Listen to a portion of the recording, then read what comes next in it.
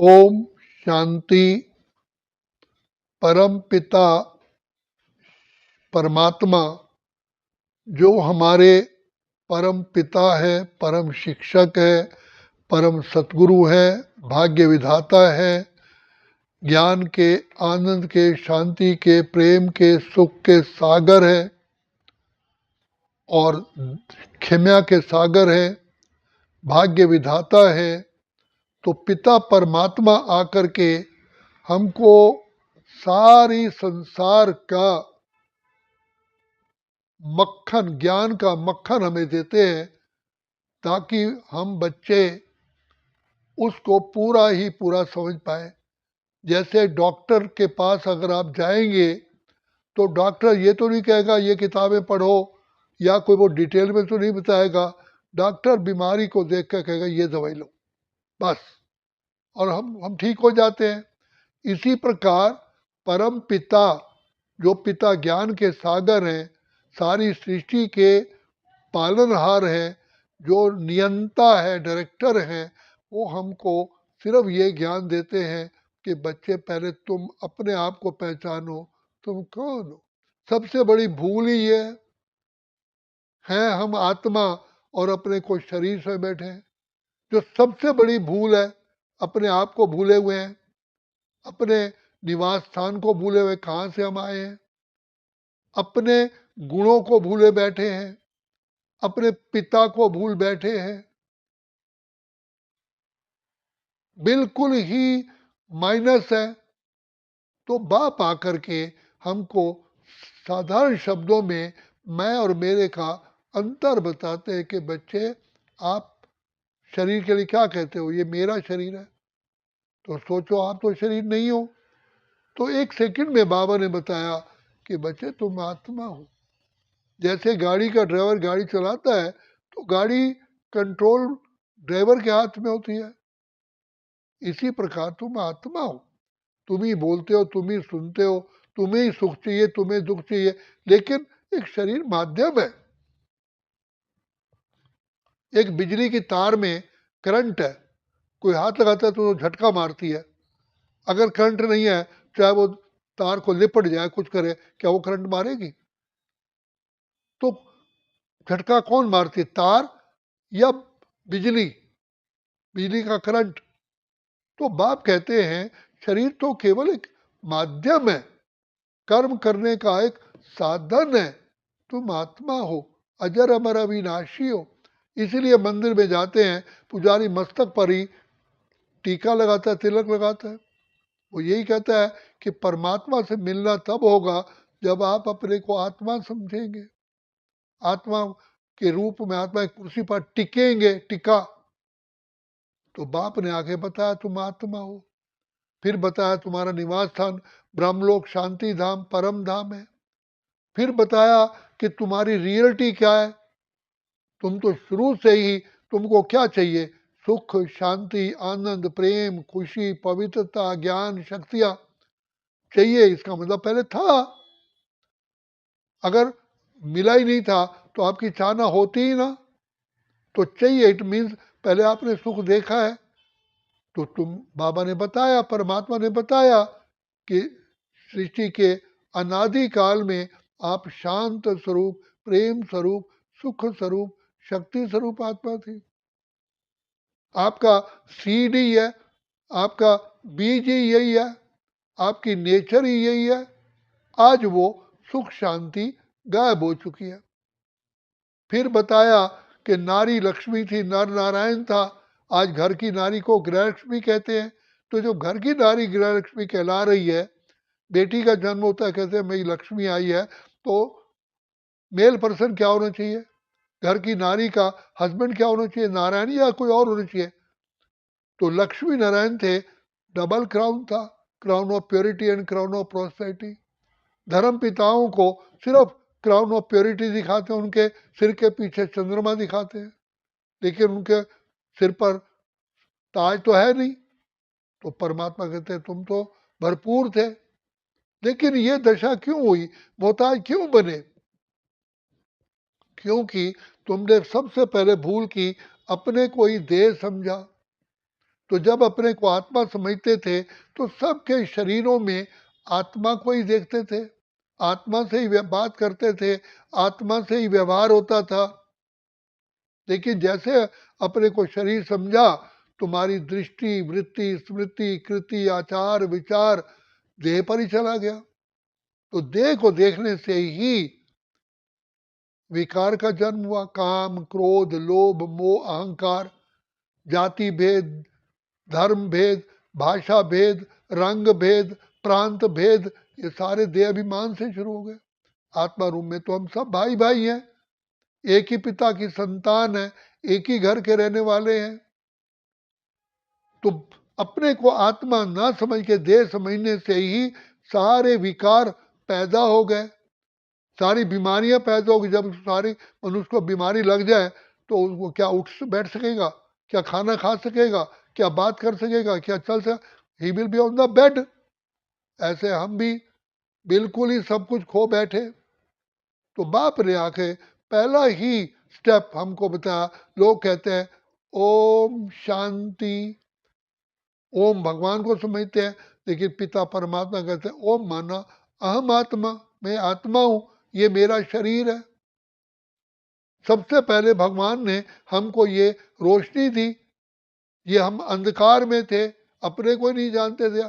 कहते ना किसी व्यक्ति को कोई समझ नहीं होती, भाई ये अंधेरे में है। तो बाप ने आके सबसे पहले ये हमारा दिव्य नेत्र दिया कि तुम आत्मा हो, अजर अमर अविनाशी हो।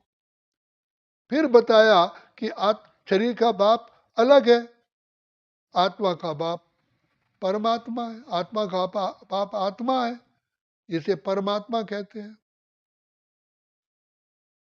वही ज्ञान के सागर प्रेम, मैं तुम आत्माओं का पिता, ज्ञान का, आनंद का, शांति का, प्रेम का, सुख का सागर हूं।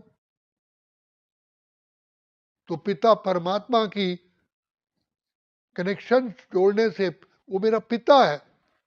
तो जब उसके कनेक्शन में आते हैं, बिजली का कनेक्शन जोड़ते हैं तो घर में लाइट आती है, फिर उसे कुछ भी चलाओ। ऐसे पिता परमात्मा से हमारा कनेक्शन अनादि काल का है, लेकिन हम तोड़ चुके हैं। तो कनेक्शन जोड़ने से फिर सब कुछ प्राप्त हो जाता है। एक ही मात्र तरीका है पिता परमात्मा के साथ कनेक्शन और अफेक्शन। आप देखते हैं बिजली की तार को भी अच्छी तरह से ही टाइट करके ही कनेक्ट करते हैं। दूसरी तार में जिसमें करंट लेना है बहुत अच्छी तरह से टाइट करते हैं, उसके ऊपर इंसुलेशन भी चढ़ाते हैं ताकि ये तार कभी टूटे ना, हल्की। इसीलिए यहाँ भी कनेक्शन और अफेक्शन, अफेक्शन के लिए परमात्मा पिता कहते हैं मैं ही तुम्हारा सब कुछ हूँ। जिसको भक्ति में कहा गया त्वमेव माता च पिता त्वमेव, त्वमेव बंधु च सखा त्वमेव। तो सर्व प्राप्तियों की चाबी की है परमात्मा। और चाबी गुम ना हो तो कहते भाई की चेन रखो। तो की चेन है सारे के सारे संबंध पिता परमात्मा से जोड़ो। सब कुछ प्राप्ति कराने वाला केवल केवल इस संसार में ईश्वर ही है। जैसे स्थूल एनर्जी का सोर्स केवल सूर्य है, सूर्य से ही चंद्रमा को शक्ति मिलती है, सब ग्रहों को शक्ति सूर्य से मिलती है। तो पिता परमात्मा सारी शक्तियों का, सर्व खजानों का स्रोत है। तो बाप ने हमें कनेक्शन जोड़ा, अपने आप ही जोड़ा। खुद पिता परमात्मा इस सृष्टि पर आकर के एक वृद्ध तन में प्रवेश करके सारा ज्ञान देते हैं। परमात्मा को भी कार्य करने के लिए देह चाहिए, क्योंकि बिना, रूल तो एक है, प्रिंसिपल तो एक है, आत्मा बिना शरीर के कोई कर्म कर ही नहीं सकती। बिजली हम अपने घर में लेते हैं, कहीं भी लेते हैं, थ्रू वायर लेते हैं। क्या बिजली हवा में आएगी? पावर हाउस से घर तक बिजली आती है, थ्रू वायर आती है या हवा में आती है? तो परमपिता परमात्मा को भी ज्ञान देने के लिए देह चाहिए। तो प्रजापिता ब्रह्मा के द्वारा हमको ये ज्ञान देते हैं। इसलिए ब्रह्मा को आदिदेव, एडम, नंदीगण,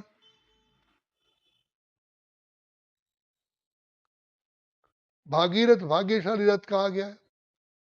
तो पिता परमात्मा ने आकर के ब्रह्मा तन के द्वारा हमें अपना बच्चा बनाया, और बच्चे को ही तो सारे अधिकार मिलते हैं। तो पिता परमात्मा की जैसे सूर्य से सारी चीजें रेडिएट होकर के इस वर्ल्ड में आती हैं, इसी प्रकार पिता परमात्मा से सुख, शांति, आनंद, प्रेम, खुशी, पवित्रता थ्रू रेडिएशन आता है।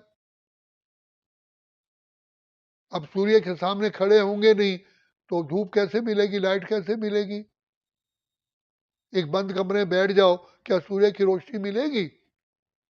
इसी प्रकार परमपिता परमात्मा की याद से ही, रिमेम्बरेंस से ही, उसकी छत्र छाया में रहने से ही हमें सब गुण, सब शक्तियां मिलती हैं। यही एक तरीका है। तो बाप कहते हैं, शिव अपने बच्चे को, बाप को याद करने के लिए कोई मंत्र तंत्र नहीं होता है, जंत्र नहीं होता। सिंपल अपने पिता को आउट ऑफ अफेक्शन याद करो तो सारी प्राप्तियां होंगी। जैसे आज अल्ट्रा रेज के द्वारा क्लीनलीनेस हो जाती है, ऐसे ही शिव बाबा की से रेज सब जो मिलती है, प्यार की रेज मिलती है, उससे हमारे सारे अवगुण नाश हो जाते हैं। आत्मा सत्व प्रधान बन जाती है, सोने के समान बन जाती है। जब प्योर सोना होता है तो उसका जेवर भी प्योर मिलता है, बनता है। इसी प्रकार से आत्मा के पावन बनने से, शुद्ध होने से शरीर, शरीर के संबंधी सब, सारा संसार ही सुखदायी हो जाता है। क्योंकि सोना प्योर होगा, कोई भी गहना बनाओगे वो चमकदार होगा कि भाई प्योर गोल्ड है। आत्मा के प्योर होने से तन का, मन का, धन का, जन का, परिवार का, समाज का, प्रकृति का, पशु पक्षियों का, सारे ही सुख हमें प्राप्त होते हैं। तो मेन चीज है आत्मा को पावन बनने की। तो आत्मा पावन बनेगी बाप के कनेक्शन और अफेक्शन से। तो बाबा ने, परमात्मा ने हमें सीधा रास्ता बताया, इसलिए इसे सहज योग, कर्म योग, ज्ञान योग, बुद्धि योग, राजयोग कहा गया। क्योंकि पिता परमात्मा को राज याद करने से हम अपनी कर्म इंद्रियों के राजा बनते हैं, प्रकृति पर भी राज्य करते हैं।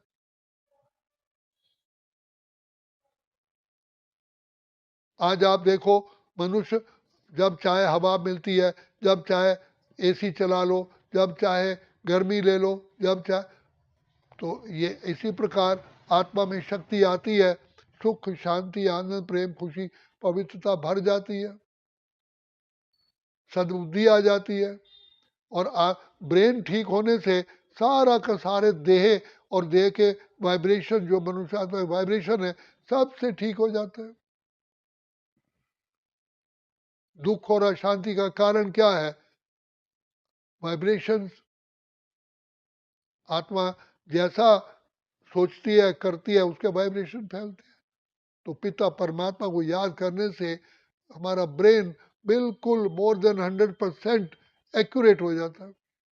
इसलिए हमारा हार्ट, हमारी किडनी, हमारा पेंक्रियाज, हमारे सारे शरीर के नर्वस सिस्टम ठीक हो जाते हैं। तो बाप कहते हैं सिर्फ बाप की याद ही सब रोगों से मुक्त होने की एक दवा है। इसीलिए परमात्मा को मुक्तेश्वर, पाप कटेश्वर, सदविदाता, कल्याणकारी, खिवैया, बागवान सब कुछ नाम दिया। वही हमारा रक्षक है, क्योंकि वो हमें पाप कर्मों से बचा लेता है। पाप ही इंसान को डुबो देते हैं।